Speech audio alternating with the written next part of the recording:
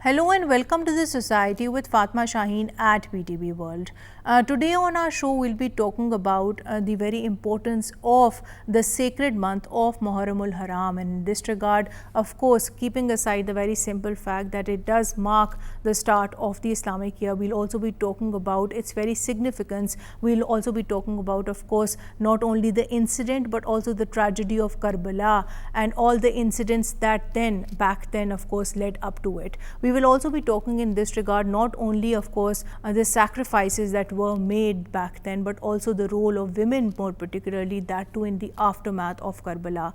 And today, if we as a society, if we as a nation, rather world over, then sit back and analyze what are the important lessons that we then need to, of course, derive and, of course, learn from in this regard too, how can we make that parallel between the core lesson, the core fundamental that Karbala did teach us, and very successfully apply it to our contemporary world today, more particularly when it comes to not only leading but also strengthening contemporary social justice movements too. Overall, we'll also be talking about the need for us to strive towards greater tolerance, more peace, greater harmony, and of course more unity in the society too, that too particularly in this very sacred month. All of this today, that too with a very pertinent panel. Let me introduce you to my today's panel.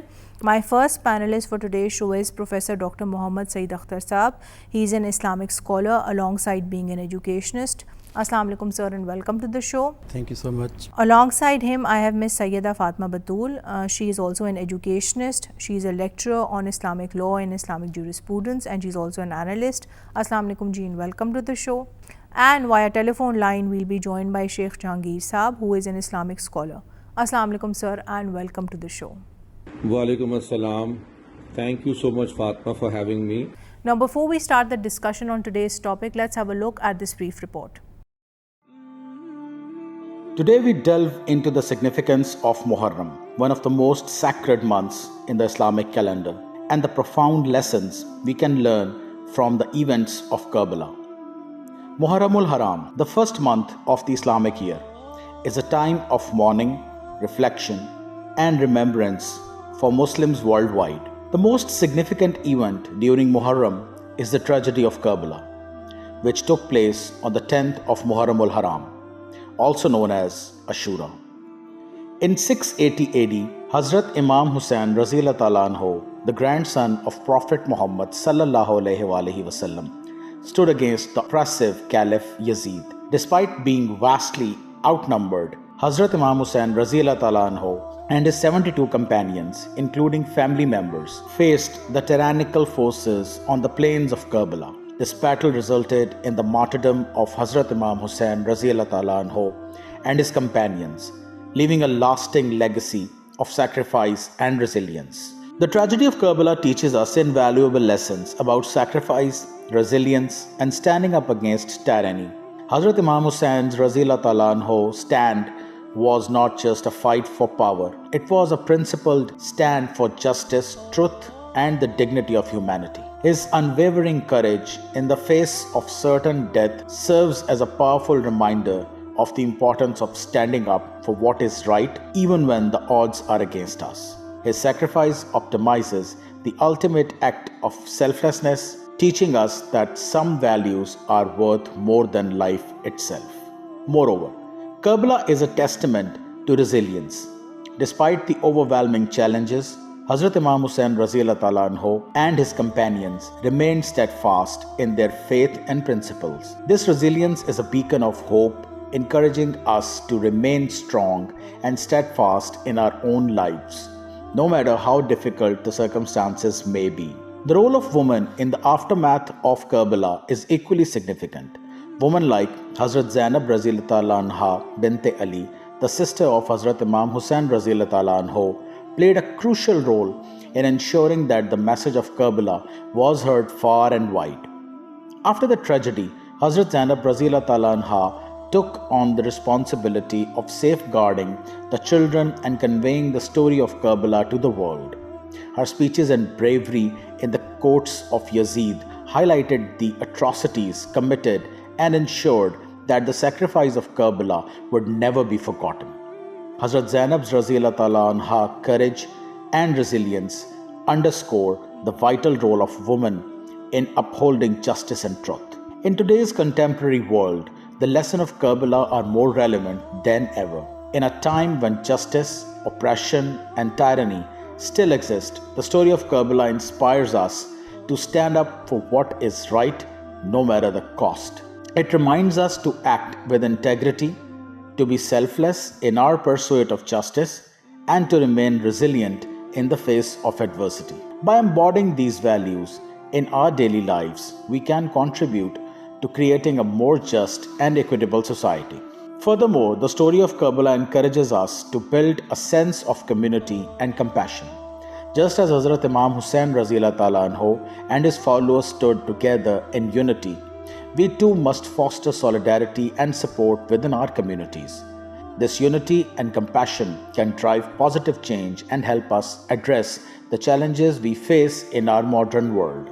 In conclusion, Muharramul Haram and the tragedy of Karbala hold profound significance for Muslims and offer timeless lessons for all the humanity. By reflecting on the values of sacrifice, resilience, and justice, and by recognizing the crucial role of women in upholding these values, we can draw inspiration to navigate our own lives with integrity and courage. Let us remember and honor the legacy of Karbala, striving to apply its lessons in our contemporary society for a better, more just world. Welcome back from the report. Now to get the conversation started with you, sir. Sir, when we do talk about the very significance and very importance of this very sacred month, how would you detail that to be? And when we do talk about this, not only from a historical, but also additionally from a social and from a political context too, how do you feel are the lessons that we then learn from the Battle of Karbala alive even today? And why is it so important then for us as Muslims to actually understand the importance of the same too? Bismillah ar-Rahman ar-Rahim. Well, as we know, the Islamic year starts with the month of Muharram. It's the first month. And politically, historically, socially, this battle is so important because Muharram al-Haram is a month which not only battles are not allowed, they are forbidden, but because it holds a very deep meaning in history for us. The event of the Battle of Karbala, it has taught us and it has laid out for us throughout time immemorial.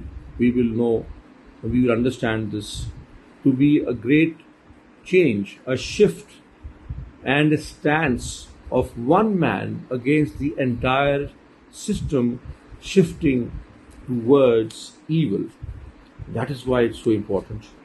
And even today it's important that no matter if we stand all alone, we must stand against what is wrong. We must stand for what is true. That is what we must learn from this event. And that is what we must follow. May Allah bless us to follow this as well. Indeed, that's very rightly put by yourself, sir. In addition to that, it's also very pertinent to mention that then we as Muslims are also told to do good deeds in this very sacred month, and also of course by that virtue steer clear of sinning too. On which, sir, I'll come to you and I would want you to comment on this further. So when we do talk about not only the incident but also the tragedy of Karbala, what is equally important is that we also talk about the chain of events which actually led up to Karbala. So how would you comment on both the factual as well as the historical significance of the same? Bismillahirrahmanirrahim. Thank you so much, Fatma Shaheen. If we peep through the corridors of the past, during the caliphate of Hazrat Usman Raziyallahu Ta'ala, there were serious incidents in the wake of that, and then the period of Hazrat Amir Muawiyah came. Hazrat Imam Hassan Raziyallahu Ta'ala anhu did strike a reconciliation with him, and all these strifes and conflicts and perils, they were over, and there was peace for 19 years. Then when the next point comes, the nomination of next caliph by Hazrat Amir Muawiyah, then these differences appeared again. Hazrat Imam Hussain had the perception that the ruler nominated would not be able to keep the society united, keep the caliphate intact. There might be some weaknesses, especially in the political system. And in that, the transfer of power that might be taking a new shape, and that was unwanted. So he did not accept that nomination. He launched the movement. He proceeded against that nomination, and once he proceeded, he could not proceed. There were many incidents on the way. He sent Muslim bin Aqil, Hazrat Muslim bin Aqil, to view the circumstances. He had the reports that the circumstances were adverse, whereas he could not proceed. But he was committed to the mission because he saw the perils, likely perils in the future system.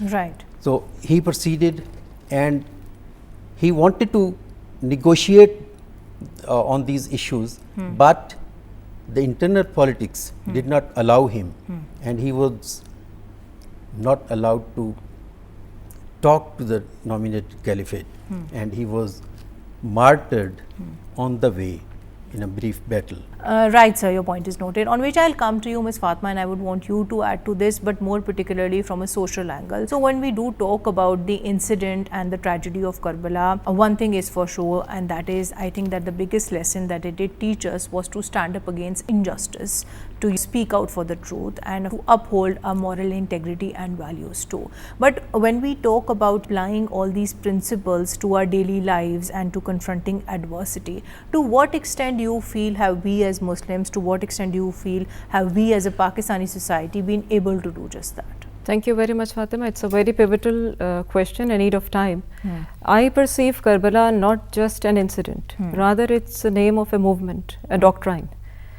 And it is something which inculcates the idea of, standing for truth, not being oppressed, and stand up for the oppressed. Right. So, unfortunately, we lack as a societal thread. If we see in our society, we lack certain harmonious threads which, harmonize all these ideas, because we are still under certain misunderstandings in the name of, maybe sectarianism, or we just, attach certain things with the religion. It is something as a principle of life given by Sharia. Right. So what is the message of Karbala is basically what is needed in our societal development, and that is the crux of Surah Asr. True. If we have the 4 traits of Surah Asr, what it says, Allah wants you, if you want to be safe, you have to have 4 traits. Number 1, you have to be, steadfast, you have to be strong believer, you have to raise the voices of those who are oppressed, and you have to and support the oppressed, and then you have to be patient. Right. The concept and I of think sabr. also it's very important overall, if we are to look at this from a very holistic manner, to then remember God amidst all the challenges, and to also have that ability to be able to talk to and communicate with people who might come from different backgrounds, who might have a completely different belief system too. Exactly. So I think in that regard, it also gives out a very inclusive message too. 100%, I agree with you, because it has to have the inclusion and existence of all masses in our society. And once we see Pakistan as society, we find lacking in the nationhood, development of nationhood. And I must say this is not just because of the result of just one day lacking of any ignorance. Right. We have to be deliberately putting efforts. That's so true. So it we has have to to be be a focused. sustainable long-term effort, and Yes. an effort which then of course gives due consideration not only to upholding our moral values but also to confronting adversity. Right. On which, Sheikh Saab, I'll come to you, and I would want you to add to this further. So overall, when we do talk about the very significance of fasting, that too in this very sacred month of Muharram, how would you comment on the same? We do understand the fact that generally it is emphasized that we must fast on the 10th of Muharram, but is it also not encouraged that people, if they want to, they can also fast on the 11th as well as on the 9th of Muharram too? So how would you comment on this? Well, it all began in the time of Rasulullah sallallahu alaihi wasallam, and when he reached Medina, he moved from Makkah to Medina, and he saw the Jews living in Medina to be fasting on the 10th of Muharram. So when he asked them, it came to light that this day was the day that Allah delivered Musa alayhi salam from the Pharaoh. So in order to celebrate, to show gratitude, the Jews would fast. So he too himself, he said that I and the Muslims have more right over Musa than the Jews have. We are more his followers than they are. So we will also fast, but we will add a fast to it on the 9th as well.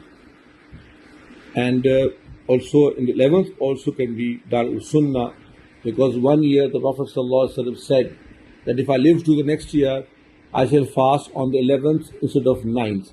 The purpose being to differentiate this action from the Jews' action.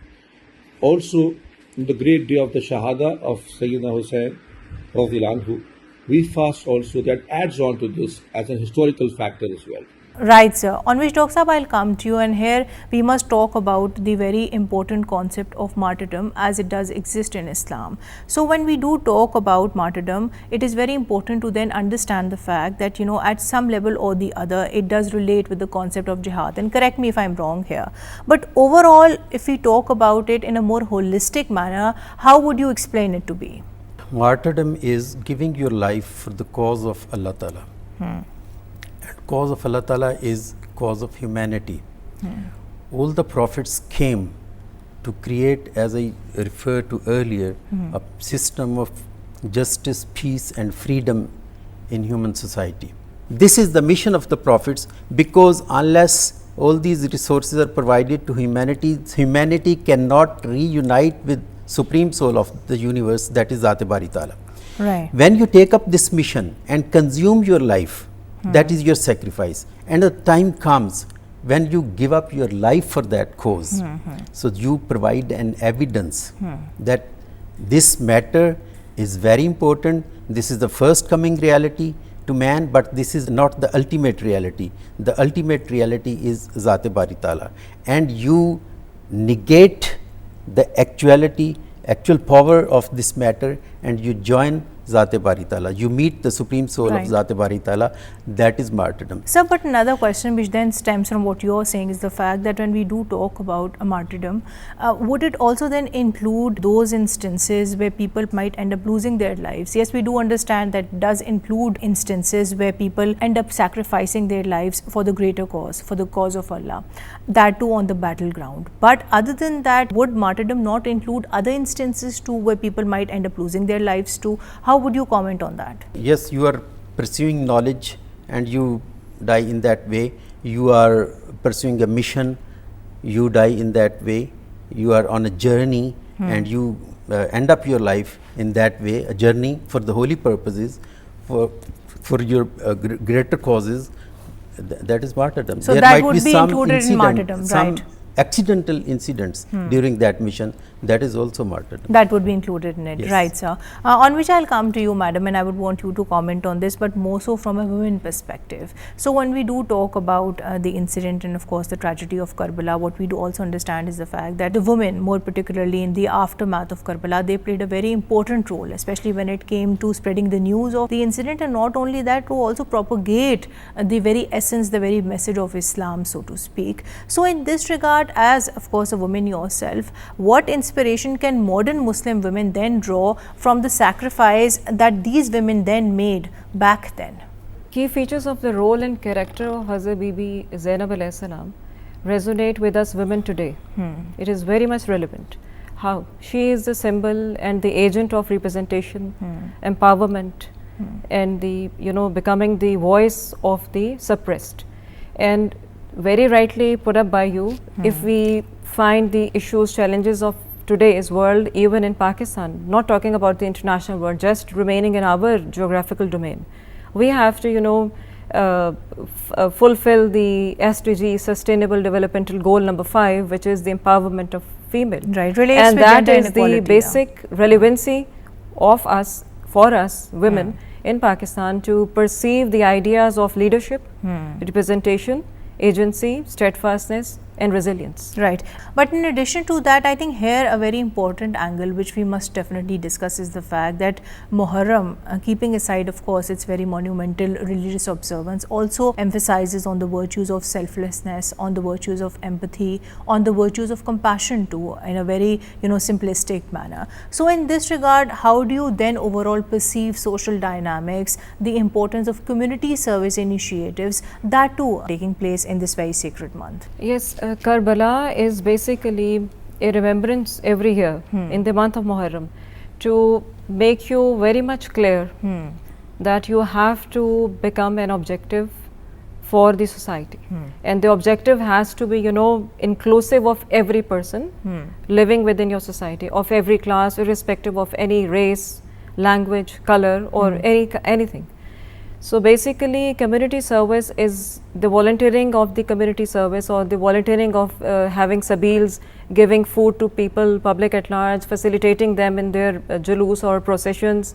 And all these specifications are not just sacred, but in fact they are basically guidelines to give you the development or the goals of the development for a harmonious, tolerant and patient society. But in addition to that, sir, how would you comment on this when we do talk about community service initiatives? What in your opinion would be the most effective ones that to carry forward in this sacred month? I second Ms. Fatma's conversation, but I would add that Islam basically focuses on system. It creates a system like that. Social welfare works, they are not the solution. Actually, in social welfare works, right of the people is given to them as charity. Right. Islam wants to create a system which provides everyone's rights as right. So you have to create a system. Unless there is a system, there can be no solution. And all the prophets I told, they tried to create a system. Nabi Karim Sallallahu Alaihi Wasallam created a system, and Khulafa Rashidin and the successive Sahaba Ikram Raziyallahu Anhum and Hazrat Imam Hussain Raziyallahu Anhum, they were for the system. Right. So there must be a system of social justice. And also, sir, by that virtue, not only a system of social justice, but one which also propagates, advocates and explains to the masses at large the importance of Islamic traditions too. One which then also creates cultural awareness of the same as well, and that too, especially in sacred months like these. On which, Sheikh Saab, I'll come to you and I would want you to add to this further. You see, sometimes people do assert that perhaps the account of Karbala might not have been faithfully preserved. So as to then address this very specific assertion, how would you respond to it with regards to then, of course, we as Muslims resorting to legitimate, clear and accurate resources so as to study history? How would you comment on the same, and how do you then propose in turn can people turn towards such resources? Well, this assertion is not completely unfounded, but yet on the basic principles and the events are all agreed upon. I think that whatever source one trusts should be the source you study, because a lot of studying has to do with trusting the person you are studying from. So I think that instead of pointing out or singling out somebody, let's leave it to our audience to ask their respected people and their respective scholars on what to read and what not to trust. But yes, of course, like anything in the world, legitimate sources must be found, and I believe that legitimate sources are easily available now. And every school of thought has their own particular source and their own particular favorite book.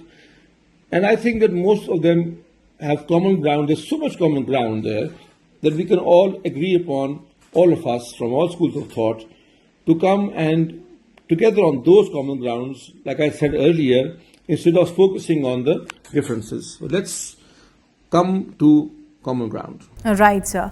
To which I would want you to respond to further to, madam. When we do talk about the importance of resorting to legitimate resources, and of course those resources which then do not create any kind of confusion or controversy, so to speak, in this regard, how important is it then not only for parents but also for educational institutions to take that extra step? Because a lot of times we see Islamic history, since you are a teacher of Islamic history and of course jurisprudence yourself, is being taught in educational institutions. So what responsibility then rests on schools, on colleges, on universities to ensure that the accounts that are being taught, they are not distorted in any way?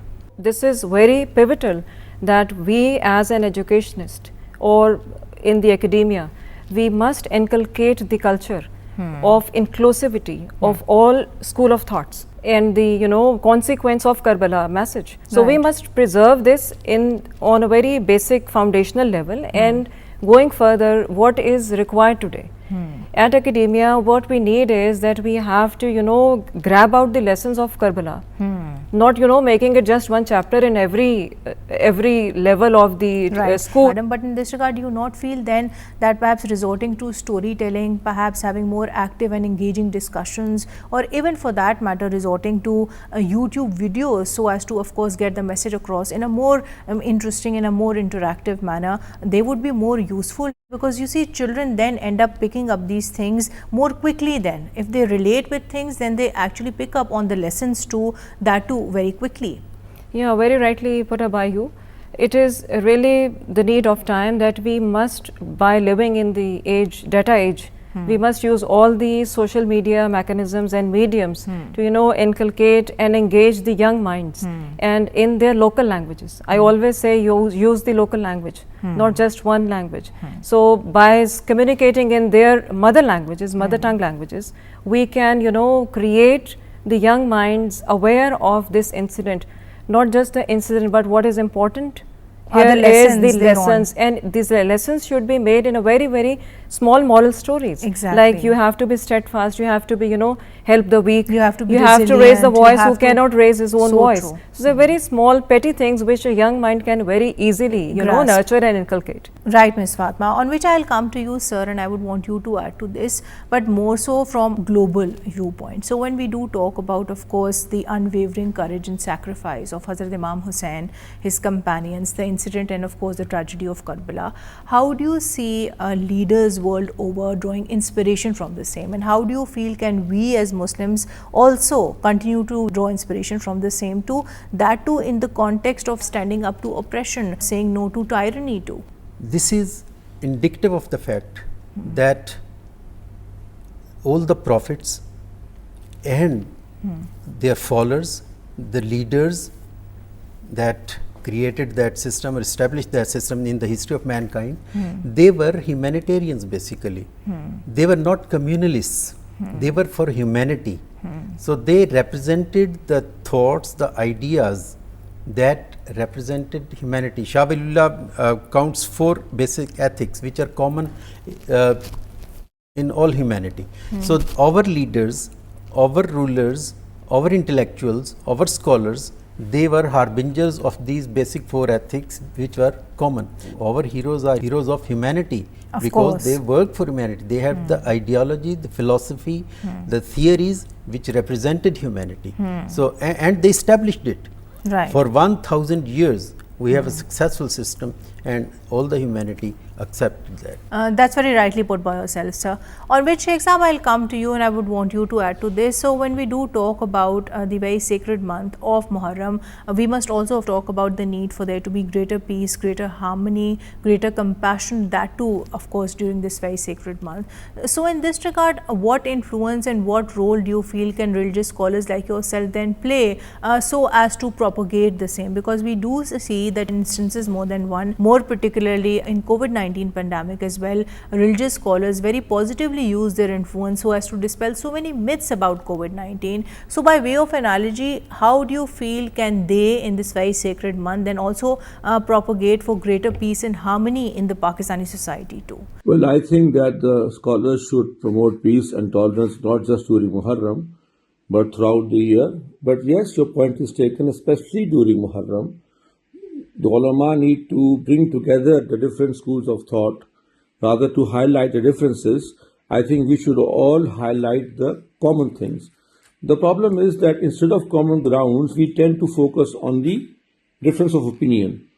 And as far as the misconceptions and misinterpretations are concerned, I think that in Pakistan, alhamdulillah, we generally believe it to be the same way. There are certain, of course, affiliations which are stronger than others, and I do believe that, however, And I believe that there's no two views about the greatness, the importance of the event, the exalted status of the personality of Sayyidina Hussain, Anhu, that he was what he was. So I think that this is a point where we tend to agree a lot of times.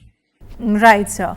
On which I'll come to you and moving towards the end of the show. So, all in all, we have generally discussed about the need for us to strive towards a more just, more compassionate, a more honest society, that too of taking lessons from the incident and the tragedy of Karbala. But overall, when we talk about young people, Pakistani youth particularly, what lessons can young people then draw from this very incident, that too with regards to not only upholding moral integrity, but also in always siding with what is true, with what is right? There is a lot of information in this age. There is influx of that. But what is lacking is intellect. Our intellect is not developed. They must develop this intellect, and for that purpose, they must study history of the nations. They must study philosophy. They must study economic systems, social systems, political systems of the world. The basic principles of human societies which have been successful, and the contemporary requirements, commitment with history and compatibility with the spirit of the time. These are the two basic requirements. Our youth must develop this. On which, madam, I'll come to you, and before we conclude today's show, another question that I would want to put to you in this regard is the fact, when we do talk about learning from Karbala and applying the lessons that we do learn, so in this regard, how particularly do you feel can social media very constructively be used so as to educate people, so as to educate masses about the importance of Islamic traditions? In today's time, we need to have it more accessible, specifically by using digital mediums, to give them awareness, to educate them, the spreading and communicating the messages, the small messages, the lessons of life, which Quran and the Sharia, the Sunnah has inculcated.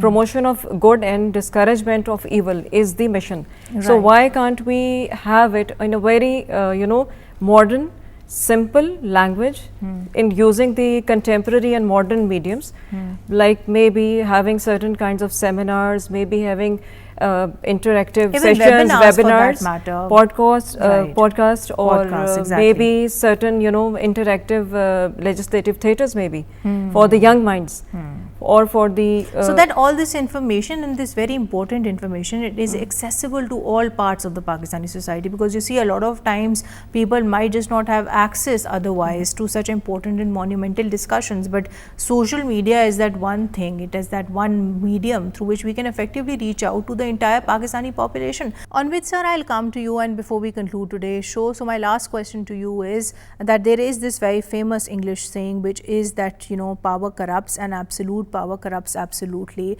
So keeping this saying in mind, what parallels would you then draw against the power struggle that we did see at the event of Karbala to what we now see in the current times that we do live in with regards to contemporary social justice movements? What are the lessons that we can very successfully apply from Karbala to our everyday lives today, not only at a very basic personal level, but also with regards to leading and strengthening such social justice movements? And overall, if you were to wrap up today's show, then what would your message be with regards to moving forward when it comes to societal reform? Oh yes, of course, power corrupts, and absolute power corrupts absolutely. So I think the parallel is very, very important. That's a very important question you've asked, Fatma.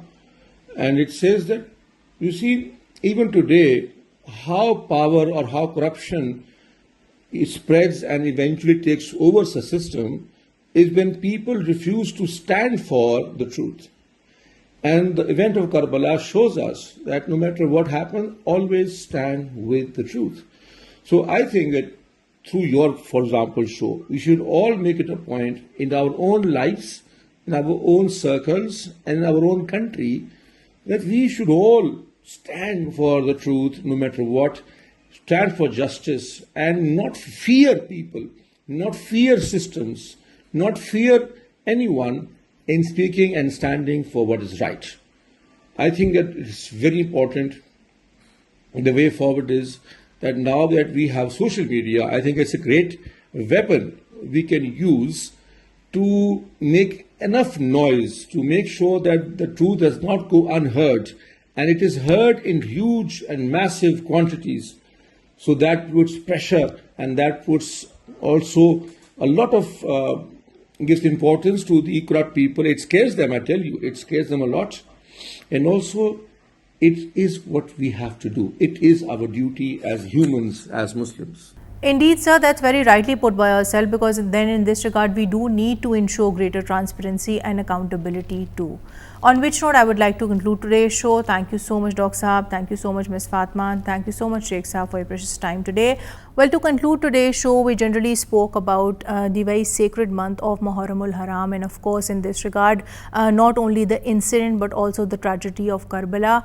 We also spoke about the very important lessons that Karbala does teach us at a very core level, and why we then need to, at a very basic level, apply these lessons in our daily lives too. What we must remember is that of course, we need to, as a society, for all times to come, stand up against tyranny. We need to, of course, speak up against any kind of injustice, and what we do need to do as a society is also, of course, to uphold moral integrity and always side with the truth. These are the lessons that Karbala did teach us, and these are the lessons that we need to take forward, that we need to educate and teach our younger generations too. Thank you for watching The Society. Until next time, take care. Allah Hafiz.